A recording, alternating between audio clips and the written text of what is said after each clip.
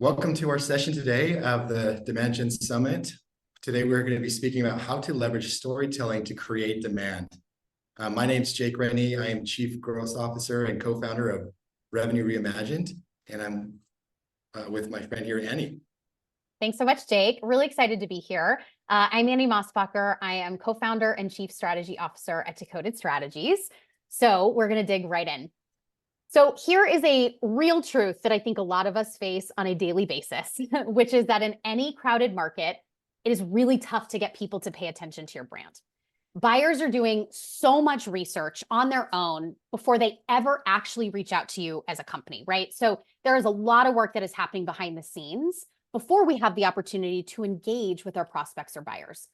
And when those prospects are doing this research, when they're out there trying to figure out what the solution is on their own, they are getting bombarded with information that they have to sift through to really make sense of what they're seeing, both from you and any of your competitors. This is why messaging, positioning, and storytelling is so important. Now, unfortunately, we see a lot of businesses skip over this critical step of messaging. And when you do that, you pay the price. We see a lot of companies skip messaging, jump right into tactics, right? So that's like ad campaigns, that's massive social media content, immediate outreach emails, blasting cold emails out there. But if you do any of those things, if you jump to tactics first, before you define what you need to be saying as a brand and how you want to be perceived as a brand, that's when you run the risk of confusing your audience. And that's when things like what's on the screen starts to happen. So when it comes to messaging, when it comes to storytelling, clarity is absolutely essential. We've already named that buyers are being bombarded with content, right? And they're spending a ton of time trying to reconcile all of this different information that they're seeing out there in the world. Well, there is a psychological scenario that really underscores why this is so problematic. It's called bandwidth restriction. So the premise here is that in the 30-year period between the mid-1980s and the early 2000s, Americans are now consuming 5 times more content on a daily basis. And that is the equivalent of 175 newspapers worth of content. Just think about that for a second. Remember newspapers? Remember the Sunday Times? That is a lot of information, right? And so our brains are very, very sophisticated, but they have not evolved in that 30-year time span to successfully process and retain this huge increase in information. So our brains have deployed a defensive mechanism to limit and restrict the amount of information that we actually process. So this is what it means. Anytime that you share marketing content or you engage in a sales conversation, you are competing with roughly 200 newspapers worth of noise that they are hearing in the market. And your prospect's brain is going to be on high alert to tune you out the second you become irrelevant to them. When building demand for your product, clarity wins every time. We often like to say, if you confuse, you lose, right? If you confuse your audience, you're not going to stand a chance of cutting through all of that noise. It's essential that we communicate so clearly that our audience doesn't have to work very hard to understand what we do and how it's relevant to them. Now, we do this by leveraging the power of story. Storytelling is a sense-making device. Humans are drawn to stories, right? This is why we all binge watch the latest thing on Netflix, Apple TV. We just love putting ourselves into the role of storyteller. We also love hearing stories. We have very well-worn pathways in our brain that want us to be pulled into a good story. So what I'm really excited about is to say that there's good news here that we can really pull from this obsession that humans have with story and infuse that into our marketing, demand gen, and sales efforts. So I'm going to walk a very quick overview of how to leverage the storytelling framework in your sales and marketing content so that we can take advantage of storytelling as a sense-making device. So this is the story brand messaging framework. This is a framework that we can use to pull from the power of story and infuse it into your marketing. And when we get started, we have to start at the beginning, right? And a story only starts when you encounter a hero. Now, this is the single biggest paradigm shift of the entire framework. Your customer is the hero of your story, not your brand. Most brands are really good at positioning themselves as the hero of the story that they tell, right? Putting on a superhero cape, talking about all the amazing things your company or your product does. But we all see ourselves as the hero of our own story, right? So your audience is longing to be the hero in a story, and you need to meet them where they are, right? So you are actually telling the story of your customer, what they're looking to accomplish, and how your brand plays a role there. So you have to be crystal clear about first positioning your storytelling about your customer as the hero. And we have to start by naming what it is that they want as it relates to what your brand delivers. So here's an example that I love to look at. This is from Slack, who very early in their marketing and positioning leaned heavily into clarity in their go-to-market strategy. So you can see over on the left, they position their product as replacing email inside your company to keep conversations organized. Well, as a consumer, that's about me, right? That's about what I need and what I can do to make my work environment better. And that's really clear. Well, later, Slack very notoriously started to sell upmarket into enterprise. And at that point, the clarity of their messaging just took a nosedive. So on the right, you can see their positioning as welcome to your new HQ, a place where people get work done together. That sounds nice. It's like really cool, punchy copy. But when you really think about it from a consumer perspective, I'm not actually looking for a new HQ. So immediately I'm drawn away from that messaging. So good example here of how to position your story to your customer, and then an example of how that's not done so well. So the next step in your hero story is when they encounter a problem. And this is actually the hook of the story because it leaves all of us on the edge of our seat wondering, is the hero going to get what they want? Now, most businesses leave this out of their messaging. I see a lot of marketers, a lot of sales folks say, I don't want to talk about my customer, my prospects' problems because I don't want to come across too negative. And I totally get that. But the only way that you are going to position your product as a must-have solution is if it solves a problem. So this is an incredibly important part of your storytelling, which is to name the problem that your hero, the customer, is experiencing. Now, next, we know who the hero is. We know what problem they're experiencing. It's time for your brand to enter into the story. Now, your brand gets to start and enter into this story in a role that storytellers have been using forever, which is the role of the trusted guide.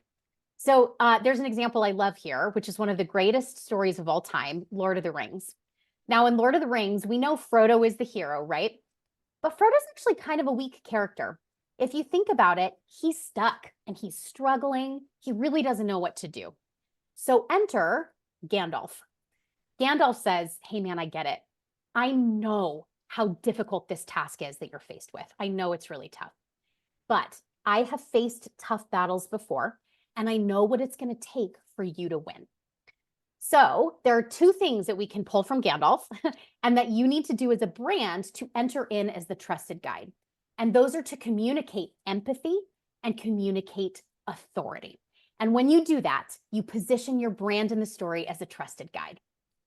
So here's an example of a client of ours who is really struggling to stand out and resonate in some of their cold email. They sell something super complex. We're just struggling to get some of that connection with their audience. So in this particular email, we leaned heavily into positioning them as guide. You can see the email opens up with a great empathy statement that then enables them to share their authority in a really powerful way. It's a great example of positioning your brand as the guide. The next step in a good story is when the guide gives the hero a plan to win the day. Guides don't just say like, hey, hero, good luck, right? Hope it goes well. It's the guide's job to actually help the hero win, to give the hero a plan. Now, in our marketing and sales, this goes hand in hand with your value proposition. But your value proposition should not be positioned as a big laundry list of all of the amazing things that your company does, that your product does. Instead, your value prop should be positioned as, this is what we are delivering you to be successful.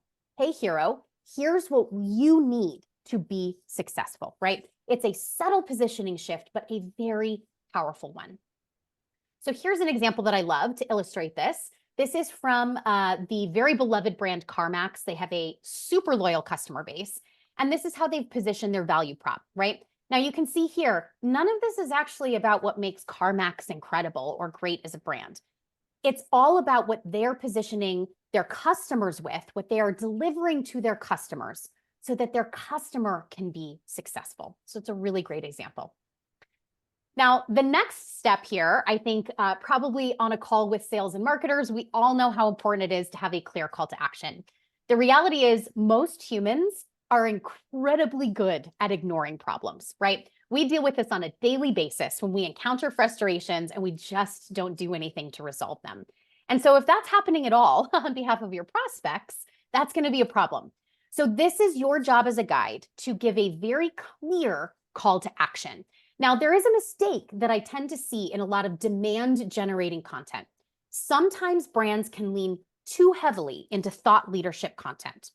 We don't want to be too salesy. We want to be helpful. And that's great. That is a good lens. But you have to make sure that you are not invisibilizing your company or your product in your thought leadership content. So even when you are delivering value, you're talking about, valuable expertise, you're not selling your product, that's okay. Make sure that you still keep your brand and your product top of mind as the solution to the problem that you're talking about. And the way to do this is through a good, clear call to action. So finally, we're here at the ending of the story, and this is where you get to communicate the stakes. A story that does not have stakes is not interesting or compelling. So the first thing that we have to do is to communicate the negative consequences if our hero does not work with us to solve the problem. These are the failure stakes. This is the cost of inaction. Arguably, this is even more motivating than communicating your ROI. Now, I do not believe in FUD marketing or sales, fear, uncertainty, and doubt. We do not need to be fear mongers in this. But if there are no consequences for not solving the problem, no one's going to solve the problem. So this is our opportunity to really communicate how things will be if they do not take the step to solve the problem. And then on the flip side of that coin, you also need to communicate success. So success stakes are, this is what life will look like if we work together to solve the problem. Here's what you can look forward to. These are the outcomes that you can anticipate if you take this journey with us to success at the end. Now, believe it or not, a lot of brands leave this part out too. I hear a lot of folks say, my customers already know what success looks like, so I don't need to tell them. I would not leave that to chance. This is your opportunity to paint the picture of how life will be better if they work with you to overcome their problem. Now, those 7 steps are the hero's journey, right? This is how you build a story. But I know very well that your company has probably got so many nuanced, complex, important story touch points. So those 7 key areas of the story framework are just the beginning. There are a lot of very detailed, nuanced ways that you can ask questions and build a story that represents your brand very uniquely. But as long as they are all anchored in those 7 beats of story, you can have confidence that you're communicating in a way that is going to best resonate with your audience. And the most important thing here is that you always remember you're telling the story of your customer, not your brand. So with that, I'm going to hand things over to Jake, who's going to talk about how to drive conversational value from storytelling. Jake, it's all you. Thank you, Annie. Our clients love the story brand framework. And the reason for that is because it helps them really tell their story in a way that helps their buyers, their clients feel like they're understood, and it clarifies and creates simplicity into the message that they're creating. And it's truly engaging. The challenge is that engaging is just half the battle, right? Stories will engage. However, beyond stories, we need to actually convert. And so conversational value, if you move on to the next click here, there's a clear understanding that we can move towards conversational value in our conversations with our buyers if we aren't stuck to just static images and static one-directional presentations. And so you thinking through a framework like StoryBrand really brings a story to life and engages the buyer in a way that most pitch decks don't do. And so the key here is like, how do we take this wonderful story and actually apply it in a way that our sellers can convert and actually have conversational value? This is why it's so critical. If you move on to the next slide, Annie talked about earlier how the modern buyer's journey is more complicated and complex than it's ever been. There's so much noise, right? And as part of that noise, buyers are getting bombarded from every direction of this information. And it's critical to help your buyers make sense of what it is they're hearing. And that's why I love that, Annie alluded to the fact that they don't believe in flood marketing, because truthfully, we have to move beyond, FUD tactics and other types of tactic marketing to sense making for our buyers. So moving on to the next slide here, the thing that we have to remember when we want our sellers to be successful when they're storytelling is that the content itself doesn't actually create clarity for the buyer. In fact, on the next click, you see that Gartner actually did a very interesting study not too long ago, where they found that 55% of their customers that were surveyed say that they encounter an overwhelming amount of trustworthy information that's coming, from everywhere in their purchasing process. And on top of that, what they really struggle with is that there's a big portion of that actually seems to actually contradict one another from various suppliers. And so there is so much more content and information out there than ever before, yet all of that content seems so trustworthy that it creates more confusion and more disconnect for your buyers than ever before. And so what we need is to help buyers move from content consumption into conversational value. So if content doesn't equal clarity, what we learn on the next slide is that clarity actually comes from conversation. That's how we engage our buyers, and that's how we help them make sense of what it is. In fact, going to the next click, we see that the bullet points that they pulled from this study was that those who truly create conversational value understand how to connect to relevant resources with their buyers. They help their buyers clarify information that is complex, and they collaborate with their customers in this learning journey. And so sense makers truly understand what this journey looks like, the complexity of it, and are there to navigate their buyers through this journey as a guide to help make sense of what is actually out there and what they need to be paying attention to, and what's of value to their specific challenges and problems. So that means they have the ability to tailor what it is that they're selling very specifically to the unique needs and challenges of their buyers. And that's what's interesting about conversation itself, is it's non-linear. Going on to the next slide here, you see that conversation, just like the buyer journey, is all over the place. It's not just a simple point A to point B, but in often cases, you find that it can be, a choose your own adventure. And so we need to, when we're thinking about how to create conversational value in the presentations and the sales decks that we are creating, we have to actually start with the end in mind. And the next click here gives an understanding, like, as opposed to just thinking like, all right, how do we create all of the questions or discovery, or what are all the scripted talking points for this sales deck? We actually need to take a different approach. Instead of scripting this out for sellers, what you'll see is that creates such a rigid experience. We have to actually think about what it is that we're hoping to accomplish with our buyers.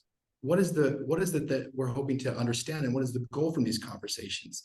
And then work our way backwards. In fact, there's a simple framework for doing this, and the next slide here that really breaks this down into a very, very actionable approach, right? So first, the goal is to define the objective, clearly articulate what it is that you want your sellers to accomplish and the key points in your narrative, right? And then from there, you can, the examples here would be at this stage in the conversation, or when we move to this section where we're talking about common challenges in the market, we want to understand specifically what the buyer's challenges are. So at this point, you would earmark this part of your presentation for realizing we need to extract this portion of information.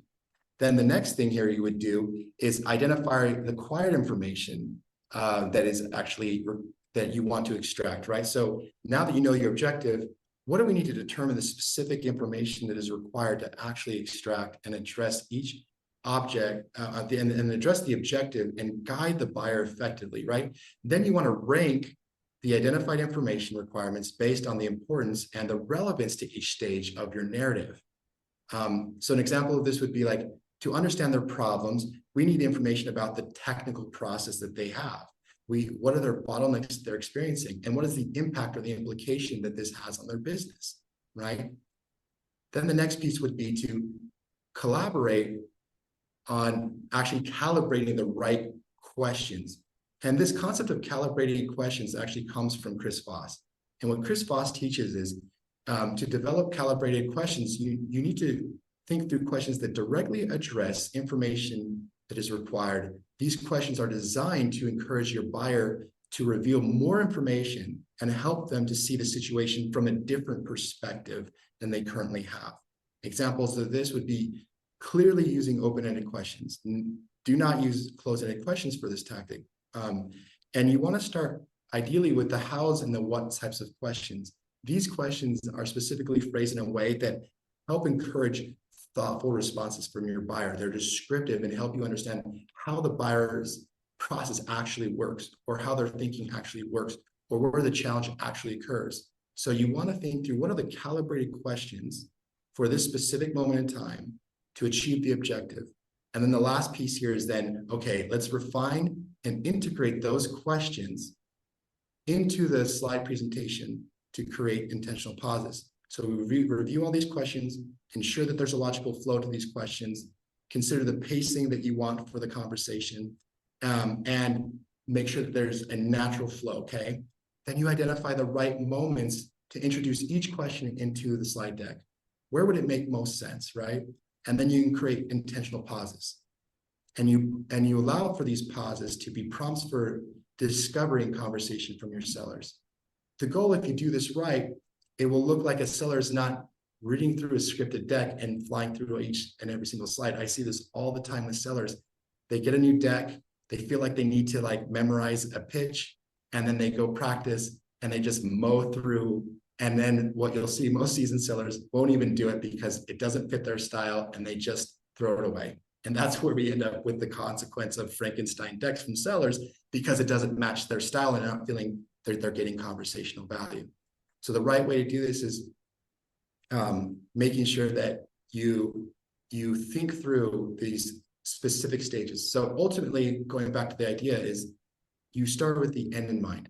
How do we extract the information, capture the right points in the presentation that you've created in the narrative, then introduce the questions, and ultimately make sure that that has a natural flow to conversation so that it feels natural to your buyer and that they're engaged throughout the conversation.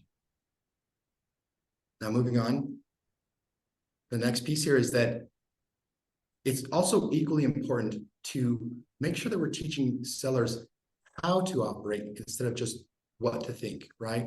As we talked about scripting being rigid, I can promise you, if you've seen a seller present before to you, I would probably say 80% of the time, you know, this rep's got something memorized or that they've got it written down somewhere and they're trying to follow the script. The problem with that is that we're actually not teaching our sellers how to think, and we're not teaching them methodology or frameworks. And so beyond just introducing conversational value and questions into the deck, what we really need to do is also practice with our sellers, coach them on the skills behind conversational value.